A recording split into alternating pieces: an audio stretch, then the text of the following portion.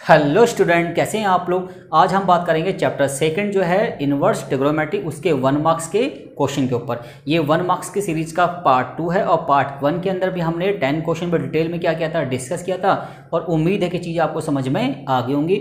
और आज हम बात करेंगे पार्ट 2 की। ये क्वेश्चन भी काफ़ी इंपॉर्टेंट है, इसमें 1 मार्क्स और 2 मार्क्स के आपको दोनों क्वेश्चन क्या हो जाएंगे, आपके कवर अप हो जाएंगे। क्लियर आपका। तो स्टार्ट करते हैं आपके लिए पार्ट 2। तो देखिए, अगर बात करें पार्ट 2 की, तो फर्स्ट क्वेश्चन क्या है आपका, देखिए इसकी हमें क्या करनी है, वैल्यू फाइंड करनी है। तो tan inverse 1, cos inverse minus 1/2 और sin इनवर्स क्या है, माइनस का 1/2। इसकी हमें वैल्यू क्या करनी है, फाइंड। अब देखिए, तो डिटेल में समझते हैं ये क्या है आपका tan इनवर्स 1। इस टाइप के क्वेश्चन पे हमने डिटेल में डिस्कस कर लिया था प्रीवियस क्लास में। अब थोड़ा सा उसमें एडवांस लेवल क्या करते हैं, उसमें ऐड कर लेते हैं। क्लियर आपका। अब देखिए, tan की वैल्यू, tan इनवर्स का मतलब tan की वैल्यू 1 कब होती है, देखिए 45 पे इसको लिखेंगे हम tan π/4। क्लियर आपका। अब देखिए, cos की वैल्यू 1/2 कब होती है, 60 पे, तो इसे लिखेंगे cos माइनस का π/3। क्लियर आपका।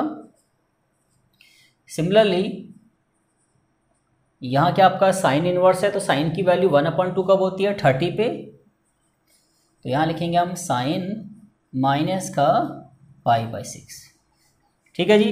अब देखिए, अगर मैं tan इनवर्स से tan को कंपेयर करूँ तो वैल्यू क्या आएगी, π/4। और tan इनवर्स की जो रेंज वैल्यू है ना, वो -90 से +90 के बीच में होती है। तो ये जो π/4 है, इन दोनों के बीच में क्या कर रहा है, लाई कर रहा है। तो इट्स मीन्स ये इसकी क्या है, प्रिंसिपल वैल्यू है। तो यहाँ कितना आ जाएगा आपका, π/4। क्लियर आपका। अब देखिए, अगर मैं cos इनवर्स से cos को कंपेयर करूँ तो वैल्यू क्या आएगी मेरी, π/3 माइनस का। और हमें पता है कि cos इनवर्स की रेंज वैल्यू क्या होती है, 0 से π, क्लोज इंटरवल। क्लियर आपका। तो ये वैल्यू इनके बीच में लाई नहीं कर दी है, तो कहाँ लाई करेगी, आपकी सेकंड क्वाड्रेंट में। ठीक है जी। तो इसको हम कैसे लिखेंगे, देखिए cos इनवर्स cos π-π/3। ठीक है जी। और आगे देखिए, अब साइन इनवर्स से साइन को कंपेयर करेंगे तो क्या आएगा, माइनस का π/6। और साइन की जो रेंज वैल्यू है -90 से +90 के बीच में होती है। इट्स मीन्स ये जो वैल्यू है ना, वो इनकी रेंज वैल्यू के बीच में लाई कर रही है। तो ये क्या कहलाएगी, इसकी प्रिंसिपल वैल्यू। तो इससे इसको कंपेयर करके आंसर क्या लिखेंगे यहाँ पे, माइनस का π/6। आगे देखिए, अब देखिए π/4 से हमें कोई मतलब नहीं है। अब cos इनवर्स से cos कंपेयर करेंगे तो इसका एलसीएम लेंगे, कितना आएगा, 3π में से पाई गया तो कितना आ गया आपका, 2π/3। और यहाँ माइनस का π/6। क्लियर हो गया आपका। अब देखिए 4, 3 और 6 का क्या लेंगे हम, इसमें एलसीएम लेंगे। तो 4, 3 और 6 का अगर हम एलसीएम ले तो कितना आएगा हमारा, 12 आएगा। कितना आएगा आपका, 12 आ जाएगा। तो इसको किससे मल्टीप्लाई करेंगे, 3 से। इसे किससे करेंगे, देखिए 4 से। और यहाँ पे आपका पाई रहेगा, सॉरी 2π हो जाएगा। अब देखिए नीचे कितना आएगा आपका, 12, 8 और 3 कितना हो गया, 11, 11 में से 2 का कितना आपके आ गया, 9π। इसको हम क्या कर सकते हैं, 3π/4 भी कह सकते हैं। क्लियर हो गया आपका। सेम ऐसे इसका करेंगे सेकंड पार्ट।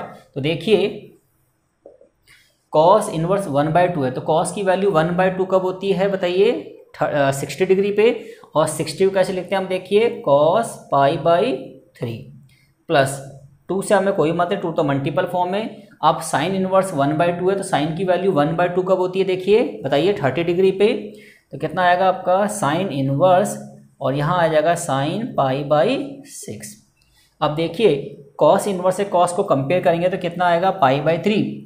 और ये जो π/3 है ना, वो इसकी रेंज वैल्यू के बीच में क्या कर रहा है, लाई कर रहा है। इट्स मीन्स ये क्या आपकी इसकी प्रिंसिपल वैल्यू बिल्कुल सही है। तो आंसर क्या आएगा आपका, π/3। सेम ऐसी अगर साइन इनवर्स साइन को कंपेयर करें तो कितना आएगा, π/6। और जो साइन की रेंज वैल्यू होती है वो -90 से क्या होती है, +90 होती है। इट्स मीन्स आपकी जो वैल्यू है उसकी रेंज वैल्यू के बीच में लाई कर रही है। तो ठीक है जी। तो इसका आंसर कितना आएगा, 2 × में π/6। तो देखिए ये है आपका π/3, ये भी कितना हो जाएगा आपका π/3। तो कितना हो जाएगा आपका, 2π/3। क्लियर हो गया आपका। तो स्टार्टिंग के 2 क्वेश्चन में डिटेल में क्या कर लिया, डिस्कस कर लिया। ठीक है जी। अब बात करते हैं इसमें क्वेश्चन नंबर सेकंड की। क्वेश्चन नंबर सेकंड और क्वेश्चन नंबर थर्ड दोनों क्या आपके सेम है। अब आपको क्या दे रखा है, देखिए if tan inverse 3/4 equal to x है then find the value of cos x। क्या निकालना है आपको, cos x। अब इसको डिटेल में समझते हैं। अब देखिए tan inverse 3/4 equal to x है, तो इट्स मीन्स 3/4 इक्वल टू कितना हो गया आपका tan x। ठीक है जी। अब देखिए tan और sec में रिलेशन होता है, क्योंकि हमें क्या निकालना है, cos निकालना है, और cos क्या होता है, sec का रेसिप्रोकल होता है। तो अगर हम sec की वैल्यू निकाल लें और उसकी वैल्यू क्या कर दें, रेसिप्रोकल कर दें, तो किसकी वैल्यू निकल जाएगी आपकी, cos की। तो देखिए ये रिलेशनशिप को पता है, sec square theta minus tan square theta equal to 1 होता है। तो हम कह सकते हैं कि जो sec स्क्वायर थीटा होता है वो 1 प्लस क्या होता है, tan स्क्वायर थीटा होता है। क्लियर आपका। अब देखिए तो sec theta equal two plus minus 1 plus tan square theta. अब देखिए वैल्यू पुट करते हैं, 1 तो 1 है ही, और tan थीटा की वैल्यू कितनी है, देखिए tan थीटा का मतलब tan x हो गया, तो कितना आपका 3/4, तो इसका स्क्वायर कितना आएगा 9/16, तो ये हो जाएगा 25, 16 1 जा 16 और 9 25/16, इट्स मीन्स 5/4 हो गया। तो sec थीटा कितना आ गया आपका 5/4 आ गया। अब देखिए sec थीटा कितना है, 5/4 है, तो देखिए cos थीटा क्या होगा, इसका रेसिप्रोकल है ना जी। तो हम बोल सकते हैं कि cos x की वैल्यू कितनी आएगी, 4/5 आएगी। क्लियर आपका। तो ठीक है, sec थीटा अगर 5/4 है, और क्योंकि cos क्या होता है, sec का रेसिप्रोकल होता है, तो sec अगर 5/4 है तो cos कितना आ जाएगा आपका 4/5। ठीक है जी।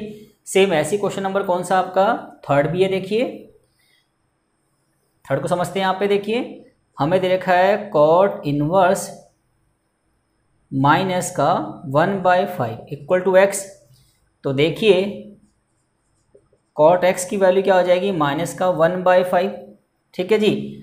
और हमें क्या निकालना है, साइन, और साइन और कॉसेक का रिलेशन होता है, क्योंकि जो साइन होता है ना वो कॉसेक का क्या होता है, रेसिप्रोकल होता है। तो हमें ये भी पता है कि cot और कॉसेक में रिलेशनशिप भी होता है। देखिए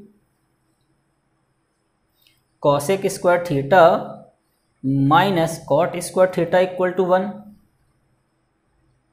और cosec square theta equal to क्या आ जाएगा, 1 प्लस cot स्क्वायर थीटा, और कॉसेक थीटा कितना हो जाएगा, 1 plus cot square theta plus minus. अब देखिए 1 तो 1 है ही, और cot थीटा की वैल्यू कितनी है, माइनस का 1/5, इट्स मीन्स 1/25, और एलसीएम लेंगे तो कितना आ जाएगा आपका 26 अपॉन में कितना हो जाएगा आपका 25। ठीक है जी। इसको हम ऐसे भी कह सकते हैं, √26 अपॉन में कितना आ जाएगा आपका 5। क्लियर आपका। यहाँ तो कोई दिक्कत आपको नहीं है। ठीक है जी। तो यानी कुल मिला के कॉसेक आ गया आपका √26 अपॉन में 5। तो आपका साइन थीटा क्या आएगा, देखिए साइन थीटा आएगा आपका 5/√26, क्योंकि जो साइन होता है ना वो कॉसेक का क्या होता है, रेसिप्रोकल होता है। तो आपका अगर कॉसेक कितना है आपका बताइए, √26 अपॉन 5 है, तो साइन थीटा होगा 5 अपॉन में √26। क्लियर होगा आपका। ठीक है जी। अब बात करते हैं इसमें क्वेश्चन नंबर 4 की।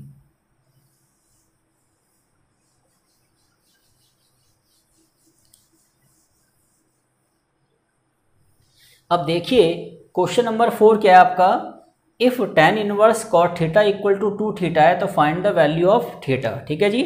अब देखिए ध्यान से, tan inverse cot theta equal to क्या हो गया आपका 2 थीटा दे रखा है। इसको हम ऐसे भी लिख सकते हैं। देखिए इसे करने के दो तरीके। अब देखिए अगर बाहर tan इनवर्स है तो हमें अंदर वाले टर्म को क्या बनाना पड़ता है, tan बनाना पड़ता है। अब देखिए एक चीज़ देखिए, tan इनवर्स से हमें कोई मतलब नहीं, क्या हम cot थीटा को ऐसे लिख सकते हैं, tan 90 माइनस थीटा, है ना जी, क्योंकि ये 10th क्लास का फॉर्मूला है कि cot theta equal to tan 90 minus theta. अब tan इनवर्स से tan को अगर हम कंपेयर कर दें तो कितना आ गया आपका π/2 minus theta equal to 2 theta, तो π/2 इक्वल टू 3 थीटा। ठीक है जी। 3 कहाँ जाएगा इसके नीचे, तो कितना आ गया π/6, तो थीटा की वैल्यू कितनी आ गई आपकी, देखिए π/6 आ गई। क्लियर हो गया आपका। अब बात करते हैं इसमें क्वेश्चन नंबर 5 की एंड किसकी, 6 की। अब देखिए जो क्वेश्चन नंबर आपका 5 है और जो क्वेश्चन नंबर 6 है, दोनों क्या है आपके सेम। इसकी वैल्यू क्या करनी है, इवैल्यूएट करनी है, ठीक है जी। इवैल्यूएट करनी है इसकी वैल्यू सेक स्क्वायर ब्रैकेट में tan इनवर्स 2, ठीक है जी। अब देखिए सेक स्क्वायर tan इनवर्स 2, ये आपके पास टर्म दे रखा है, ठीक है जी। जैसे कि हमें पता है कि सेक और tan का रिलेशनशिप होता है आपस में, ठीक है जी। अब देखिए वो रिलेशन क्या था, अभी थोड़ी देर पहले बताया था मैंने आपको, sec square theta minus tan square theta equal to 1। तो sec square theta equal to 1 plus tan square theta. तो देखिए अगर ध्यान से समझे तो ये सेक स्क्वायर है और इस पूरे को क्या मान लेंगे, इसका एंगल मान लेंगे, थीटा मान लेंगे। तो सेक स्क्वायर थीटा का मतलब क्या हो गया, देखिए 1 प्लस tan स्क्वायर थीटा, और थीटा का मतलब क्या है, देखिए tan इनवर्स 2, ठीक है जी।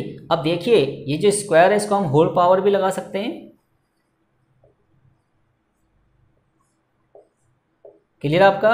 अब देखिए 1 तो 1 है और tan से tan इनवर्स कंपेयर हो गया तो क्या बचा आप पर 2 और 2 का स्क्वायर, तो 1 प्लस 2 का स्क्वायर कितना होता है 4, इट्स मीन्स कितना आ गया आपका 5 आ गया। तो इसकी वैल्यू कितनी आ गई, 5 आ गई। देखिए 6 क्या है आपका, कॉसेक स्क्वायर कॉट इनवर्स 3। अब हमें क्या करना है, इसकी वैल्यू फाइंड करनी है। अब देखिए ध्यान से, कॉसेक और कॉट में भी क्या होता है, आपस में रिलेशनशिप होता है। वो क्या होता है, देखिए cosec square theta minus cot square theta equal to 1। तो it's means cosec square theta क्या आएगा, 1 plus cot square theta, clear आपका। अब ध्यान से देखिए ये क्या है, कॉसेक स्क्वायर थीटा, इस पूरे को क्या मान लीजिए, इसका एंगल, तो क्या आएगा 1 प्लस कॉट स्क्वायर थीटा। तो कॉट स्क्वायर और थीटा का मतलब क्या है, देखिए थीटा का मतलब है कॉट इनवर्स 3। अब इसको हम ऐसे भी लिख सकते हैं, कॉट इनवर्स 3 का होल स्क्वायर। तो 1 तो 1 है और कॉट से कॉट इनवर्स कंपेयर हुआ तो क्या आएगा 3 का स्क्वायर, और 1 प्लस 9 कितना हो गया आपका 10, क्लियर हो गया आपका। अब देखिए तो इस तरीके से हमने कुल मिला के इनवर्स ट्रिग्नोमेट्री का पार्ट 2 भी क्या कर लिया है, कंप्लीट कर लिया। उम्मीद है कि चीज़ें आपको समझ में आ गए होंगे। इनवर्स ट्रिग्नोमेट्री के कुल मिला के मैं 40 क्वेश्चन का सेट बनाऊंगा। इन 40 क्वेश्चन के सेट के अंदर आपके 1 मार्क्स एंड 2 मार्क्स के सारे क्वेश्चन क्या हो जाएंगे, इसमें कवर अप हो जाएंगे, क्लियर है आपका।